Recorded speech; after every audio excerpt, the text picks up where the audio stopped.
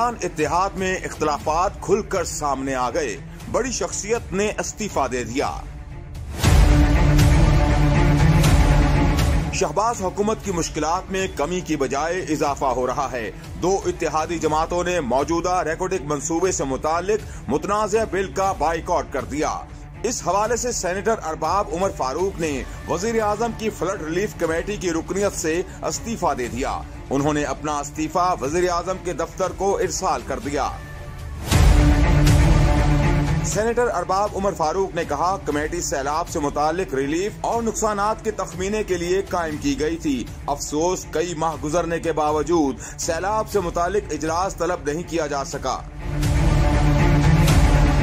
दूसरी जानिब वज़ीर आज़म ने JUI, फे और BNP के तहफ़्फ़ुज़ात दूर करने के लिए काबीना की कमेटी तश्कील दे दी और यकीन दहानी कराई कि दोनों इत्तेहादी जमातों की मुशावरत से जल्द ही एक तरमीमी बिल पार्लियामेंट में पेश किया जाएगा।